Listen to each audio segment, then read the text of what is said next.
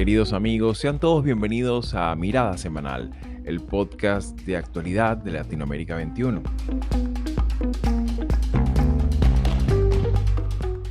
Como todos los domingos, analizaremos las principales noticias de la semana con el respaldo intelectual de Marisabel Puertarriera y Manuel Alcántara Sáez.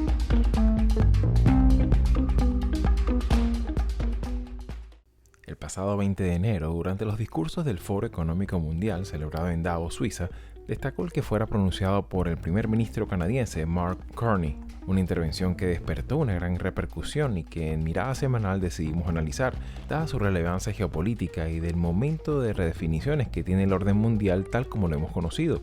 Un orden internacional que con sus alcances y deficiencias estuvieron basados por décadas en la preeminencia de las reglas comunes.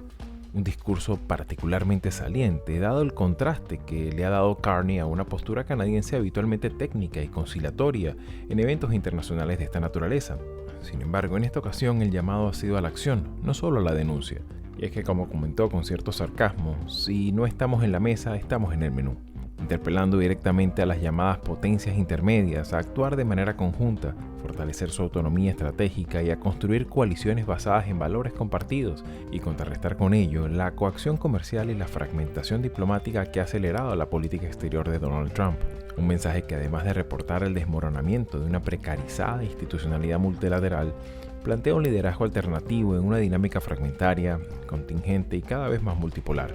En este contexto y para este episodio decidimos examinar el impacto que tendrá esta dinámica tan cambiante en el orden internacional en la región latinoamericana. Soy Isabel Rodríguez Franco, les hablo desde Miami, Florida, y hoy es domingo 25 de enero de 2026.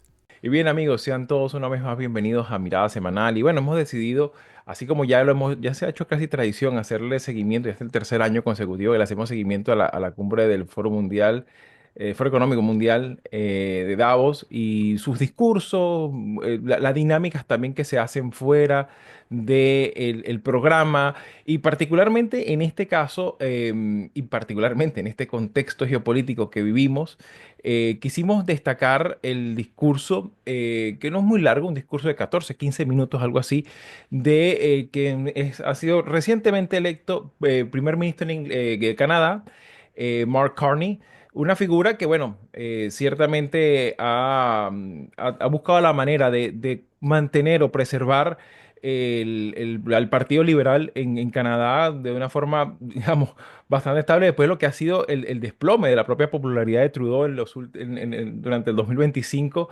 Sin embargo, las cosas que dijo, las reacciones que generó, hicimos como un consenso antes de seleccionar este tema para destacarlo, sobre todo a la luz de lo que estamos viviendo, no tan solo en el hemisferio occidental, sino también a nivel mundial. Y para eso me gustaría un poco tu palabra inicial, Manolo, porque claro, aquí se hablaron de muchas cosas que no escapan de la mirada estrictamente coyuntural. Estamos hablando de recomponer ese tejido institucional que tantos años le costaba al mundo elaborar y que, bueno, pareciera ver que estamos presenciando lo que se desmorona inexorablemente, ¿no? No sé cómo lo miras tú.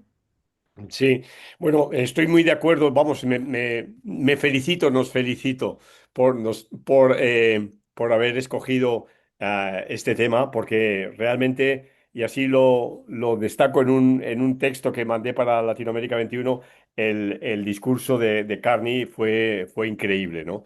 Pero, y esto, antes de entrar en el discurso, quiero simplemente recordar la figura de este hombre que aparece en la política canadiense de manera explícita, de manera clara, el 17 de enero del año pasado. O sea, exactamente estamos hablando de un año y una semana cuando anunció que iba a presentar su candidatura para liderar el Partido Liberal de Canadá. Es el partido que podríamos decir de centro izquierda, ¿no? De la política canadiense, en un momento que hay que recordar dos cosas, que había dimitido Justin Trudeau, el hijo a su vez de un importante político canadiense del siglo pasado, en un momento de gran crisis en Canadá y donde claramente las encuestas de opinión pública en ese momento, repito, hace un año y una semana, daban por vencedor al partido conservador y de alguna manera preveían que iba a haber un alineamiento en la política canadiense con la política norteamericana. Pero en las elecciones del 9 de marzo pasado, o sea que estamos hablando de hace exactamente 11 meses atrás, ¿no? Carney fue elegido de manera absolutamente abrumadora como presidente, ¿no? Entonces, eh, es increíble porque fue la reacción de la ciudadanía, de la sociedad canadiense, la que le llevó a confrontar al escenario que se había armado tras la victoria y la toma de posesión, sobre todo de Trump, el 20 de enero pasado. Pero lo interesante de la figura de Carney, que es un hombre de 60 años, es, primero, que es un hombre que tiene tres nacionalidades: es irlandés, es británico y es canadiense. Gracias a esas tres nacionalidades, o sobre todo gracias a la nacionalidad británica, fue gobernador del Banco de Canadá, perdón, primero sí, del Banco de Canadá entre el año 2008 y el año 2013, pero luego fue gobernador del banco, ni más ni menos del Banco de Inglaterra, entre el 2013 y el 2020. Es decir, 12 años de su vida, entre el 2008 y el 2020, este economista formado en Harvard y demás, estuvo en el ámbito de los bancos nacionales de Canadá y de Gran Bretaña respectivamente, ¿no? Y también goza de experiencia como alto funcionario internacional y, como digo, es el primer ministro de Canadá desde el pasado 14 de marzo. O sea, que es una figura, es un político, a mí como sabéis, que me entusiasma, ¿no? El seguimiento de la figura del oficio de político y tal, muy, muy excepcional y que llega a la política en un momento tremendamente complejo, y que ni más ni menos, pues claro, tiene que confrontar lo que es esa lógica de la responsabilidad, perdón, esa ética de la responsabilidad y esa ética de la convicción que, según Max Weber, se exige a todo político. Y lo hace bien. Pensemos además también otra cuestión. Carney, justo hace 10 años, cuando era el gobernador, ¿no? del Banco de Inglaterra, confrontó a la opinión pública y se metieron con él por eso en el tema del Brexit. Él se opuso al Brexit, consideraba que era un error, y él no tuvo pelos en la lengua para dar su opinión. Y claro, la historia y el tiempo le está dando también la razón en su postura. Termino. Mark Carney tiene lo que no tuvo además una persona que a mí me cautivó y que recogí su trayectoria en un trabajo mío, que es perdón, Ignatieff, ¿no? Ignatieff es un hombre, es un intelectual, es un universitario que fue líder del Partido Liberal hace más de diez años, pero que fracasó totalmente, no era su momento, y propició, Michael Ignatieff, y propició la llegada de los conservadores y el asentamiento de los conservadores hasta que luego llegó Trudeau, ¿no? Entonces yo me gusta en esta suerte de espejos o de vidas paralelas contraponer la imagen de este hombre, repito, de Michael Ignatieff, que no logró ser político, que apenas sí fue político unos meses y tuvo que volver a la academia y fue el rector de la Universidad Centroeuropea y demás, con la de Mark Carney, que sin embargo, en su primer salto a la política dio de pleno y hoy nos ha asombrado con este discurso que María Isabel comienza a comentar. Claro, y que hay un discurso que, entre otras cosas, también destaca sobre todo el papel que puede llegar a tener países que, no tan solo por su geografía, que están empujados a la cooperación, como Canadá, ¿no? Sino que de una manera, digamos, bastante enriquecedora del debate, destaca cosas importantes de no tan solo la institucionalidad instaurada en Occidente, sino también del valor de la cooperación y sobre todo también otro aspecto importantísimo y que quisiera luego tu valoración al respecto, Marisabel, que es que hizo mención sobre un ensayo que, bueno, a los estudiantes de ciencia política que nos escuchan, pues siempre les invitamos a leer cosas y uno de ellos es el poder de los sin poder de Václav Havel, ¿no? Que lo menciona Exacto. en ese discurso y que vale la pena rescatar, ¿no? Ese poder de los que no tienen poder, ¿no? O lo que precisamente él se analizaba como las medianas potencias, ¿no? Y en ese sentido, Marisabel, en un momento donde vivimos, quizás el momento más aciago del multilateralismo, decir estas palabras tiene un sentido, ¿no? ¿Cómo lo miras tú? Sobre todo en este momentum y especialmente que fue una cumbre donde también estaba el gobernador de California, donde aparte de eso, pues tuvo la oportunidad Trump de decir lo que dijo, ¿no? O sea, ¿cómo miras tú eso en ese contexto? Bueno, hay varias cosas, ¿no? Primero que creo que Trump ha sido el gran artífice de cambios que quizás muchos anticipaban sin saber quién iba a ser el catalizador, ¿no? Pero, por ejemplo,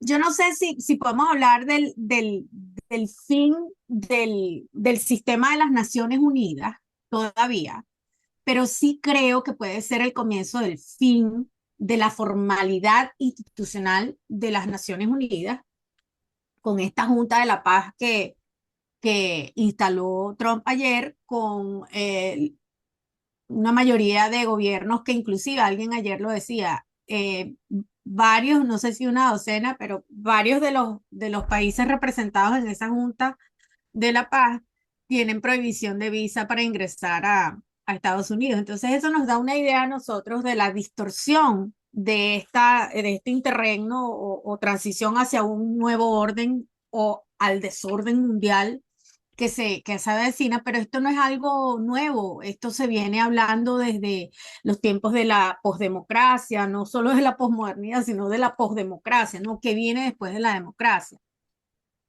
Creo que Trump ha sido un enorme eh, eh, catalizador bueno, él él no tiene claro el poder que tiene, él cree que él es muy poderoso, pero él no tiene claro que el poder que tiene lo tiene para destruir, ¿no?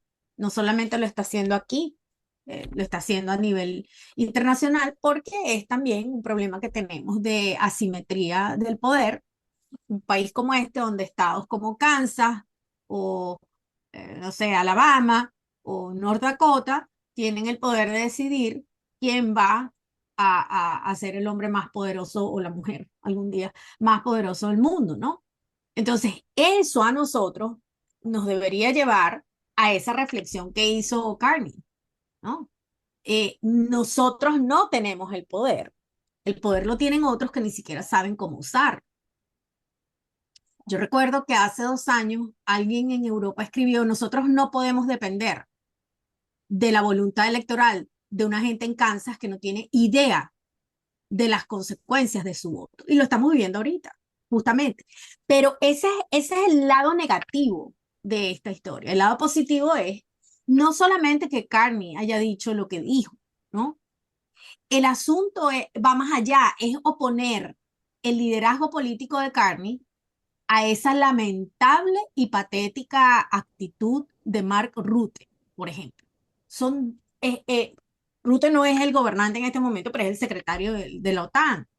Y el contraste no puede ser más evidente.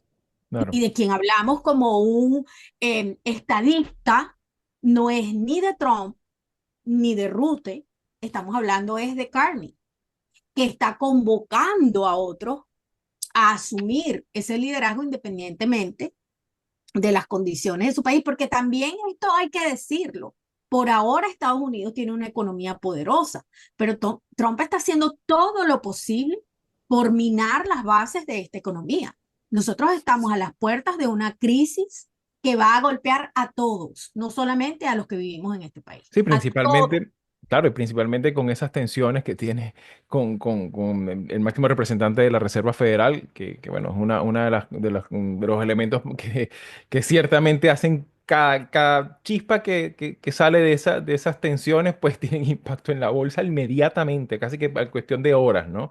Y en Y ese por eso sentido, se pues echó por para supuesto. atrás con lo de Groenlandia. Claro, claro. Entonces, de alguna manera, y eso me gustaría también evaluar sobre todo a la luz de este discurso, Manolo, porque no es nada más en la típica lamentación del deeply concerned, ¿no?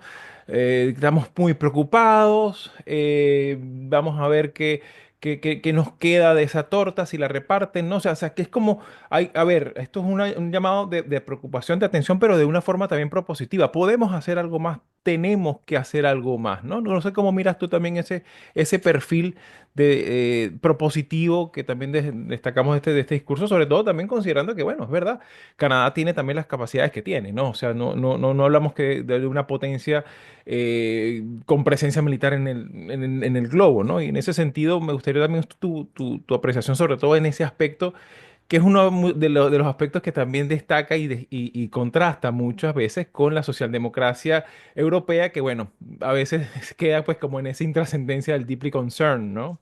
Sí. Mira, tú has dicho antes de los minutos, yo tengo descargado el discurso, son 7 páginas, y tengo subrayadas, para mí me parece 3 ideas que complementan lo lo que ha señalado María Isabel. Dice textualmente en un momento, es imposible vivir en la mentira de un beneficio mutuo gracias a la integración cuando ésta se convierte en la fuente de tu subordinación. O sea, él pone el dedo en una llaga que de nuevo, para un político, para alguien de su peso, es fundamental, ¿no? Porque es hablar de la Organización Mundial del Comercio, de las Naciones Unidas, de la COP, etcétera, que constituyen la arquitectura del orden y cómo estas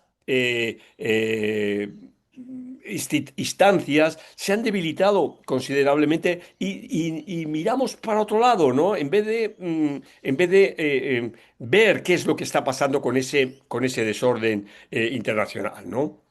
Eso por un lado, ¿no? O sea, una especie de mea culpa y decir, oye, lo que teníamos es de un determinado momento, Xavi, este multilateralismo al que te referías también, pero eh, esto era mentiroso, era falsario, hay que revitalizarlo. Segundo, él toma un trabajo de Alexander Stubb, denominado realismo basado en valores. Es decir, que el objetivo es combinar principios y pragmatismo, la ética de la responsabilidad y la ética de convicción. O sea, de nuevo, estamos 100 años atrás, 105 años atrás, releyendo a Max Weber, ¿no? Dice, nos mantenemos fieles a nuestros principios en lo que respecta a nuestros valores fundamentales como son soberanía e integridad territorial, prohibición del uso de la fuerza, salvo en los casos previstos en la Carta de las Naciones Unidas, y respeto a los derechos humanos, ¿no? Digamos, son nuestras convicciones, pero ¿cuál es nuestra responsabilidad? Ser pragmáticos. Ser pragmáticos dice, porque reconocemos que los avances suelen ser graduales. 2 pasos adelante, un poquito para atrás, 2 pasos adelante, ¿no? Que los intereses divergen y que no todos nuestros socios comparten necesariamente nuestros valores, ¿no? Bueno, estamos hablando de China, estamos hablando de eso, de Estados Unidos, ¿no? Colaboramos de forma abierta, estratégica y lúcida. Aceptamos plenamente el mundo tal y como es, sin esperar a que se convierta en lo que nos gustaría ver. O sea, me parece que es un realismo claro, un realismo absolutamente, diríamos, maduro. Y finalmente, lo último, dice, bueno, pero tenemos una responsabilidad. O sea, ¿qué vamos a hacer? Bueno, dice, en un mundo que está marcado por una determinada rivalidad entre grandes potencias, los países intermedios como Canadá, como muchos otros, como puede ser evidentemente México, como es Colombia, como es Argentina, como es España, etcétera, dice, tienen 2 opciones: competir entre sí para obtener favores o unirse para crear una tercera vía que tenga peso. O sea, es evidente, ¿no? Y ahí está, Xavi, lo que tú decías, el multilateralismo. Claro, y en ese sentido me gustaría también tu apreciación, Marisabel, porque claro, estamos hablando que también hay otro punto importante que ha comentado Manolo y que no se nos puede perder de vista, que Canadá también es uno de los países que ha sido mencionados en el esquema expansionista trumpista, ¿no? Versión 2.0 de la doctrina Monroe y que obviamente no ha dejado indiferente a nadie, no tan solo en la clase política, sino en la propia dinámica diplomática de este país y que ciertamente se ha dejado ver en este discurso, ¿no? ¿Cómo miras tú también este aspecto, sobre todo en una beligerancia internacional saliente como es la que tenemos con este primer año de Donald Trump? Bueno, em, yo creo que sí hay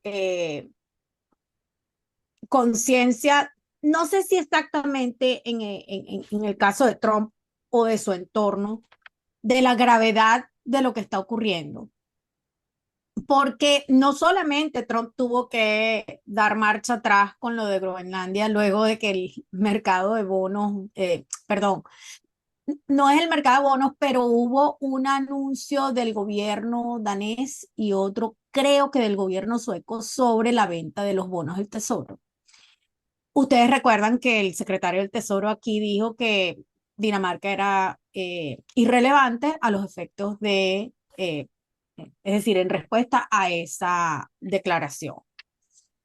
Pero no será tan irrelevante porque sí hubo un efecto en el mercado, sí se sintió.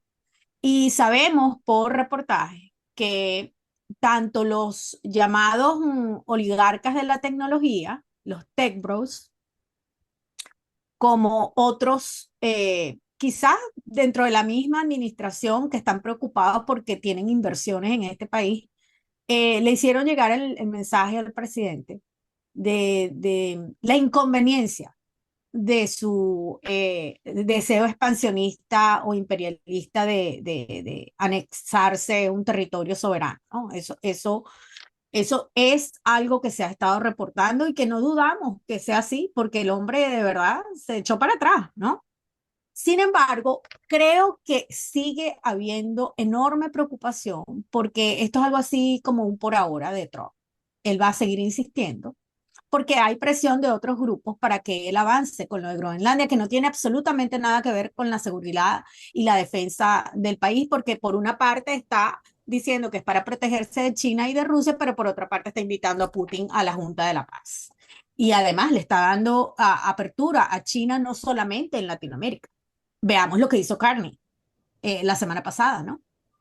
Entonces, hay una contradicción tremenda en lo que Trump dice que son sus objetivos estratégicos y lo que en realidad está expresándose eh, en una política que parece errática y que tiene muy pocos apoyos aquí. Sabemos que hubo un mensaje de parte de los senadores del Partido Republicano. No sabemos si esto es cierto. Esto es lo que se está reportando, que le advirtieron al presidente que si seguía con el discurso en contra de Groenlandia y Dinamarca, muy probablemente iba a haber un tercer impeachment. No sabemos si eso es cierto. Yo no creo que el Senado republicano llegue tan lejos, a menos que hayan alquilado unas columnas vertebrales, pero es posible que eso esté en juego, ¿no? Que también hayan algunos más allá de Don Bacon en la Cámara de Representantes que verdaderamente estén preocupados por la deriva de esta administración en materia de política exterior, que es lamentable. Claro, y en ese sentido también me gustaría, ya para afrontar esta última fase del programa, una apreciación también con respecto a, bueno, en esta dinámica y particularmente en este foro donde siempre ha habido, se ha reactivado pues la polémica sobre muchos temas, ¿no? El tema de seguridad ahorita tiene una preeminencia indiscutida, ¿no? Pero me gustaría también tu apreciación, porque claro, este discurso también ha creado pues cierta repercusión en la dinámica hemisférica, ¿no? En la dinámica entre Norte y Suramérica, y particularmente en un momento en el que, bueno, seguimos teniendo una dinámica totalmente incierta en Venezuela. Hay presiones sobre, no tan solo el propio territorio canadiense, sino también sobre Panamá. Hay también todo lo que hemos reportado aquí en Mirada Semanal, esta injerencia que hubo en Honduras, en el ámbito electoral, la injerencia que hubo en Argentina el año pasado. Este año hay elecciones importantísimas, Colombia, Brasil, Costa Rica, en fin. Creo que esto hay una dinámica todavía en movimiento, y que este discurso llega como que a mover la mata, ¿no? En ese sentido, Manolo, ¿cómo miras tú a la región desde la perspectiva también de este discurso? Bueno, vamos a ver, la región estuvo, no digo que representada, entendamos, ¿no? Estuvo Javier Milei como el presidente más escuchado de la región, ¿no? En ese caso. Y también aprovecho, abro un paréntesis, creo que la semana que viene vamos a tener que hablar de la reunión que se va a celebrar aquí en Panamá el 27 y 28, amparada por el Banco de Desarrollo CAF, ¿no? En el que lo Ujú. que se pretende hacer es una especie de Davos latinoamericano. Entonces yo creo que ahí vamos a Sí, ver qué repercusiones hay. sí. Pero fíjate que hay una frase muy breve en el último minuto del ah, de Mark Carney en su discurso, que se refiere a cuando habla de su propio país. Y claro, yo digo, ahora la leo. ¿Cuántos países de América Latina podrían decir esto? ¿Cuántos presidentes de los países de América Latina podrían decir, Canadá es una sociedad pluralista que funciona? Nuestro espacio público es ruidoso, diverso y libre. La población canadiense sigue comprometida con la sostenibilidad. Solo eso, ¿no? Luego dice, somos un socio estable y fiable en el mundo que no les es en absoluto y que establece y valora las relaciones a largo plazo. Pero sobre todo eso de Canadá es una sociedad pluralista que funciona. Exacto, ¿No? O funcional, sea, exacto. claro, o sea, es decir, ¿qué país puede decir eso, ¿no? ¿Qué país? La, ma- Todos los países son sociedades pluralistas. Lo que pasa es que no se reconoce. Y no exento de Se reconoce, problemas, ¿no? porque Pero también Canadá primero, tiene sus problemas reconocerlo, internos, claro. reconocer ese pluralismo y luego inmediatamente decir, oiga, y funciona. O sea, hay una inclusión, se acepta la diversidad. Ese legado del MAGA contra el DEI, que ha sido asumido también en discursos oficiales en América Latina, esto es digamos, es una auténtica bomba, ¿no? Contra esa posición.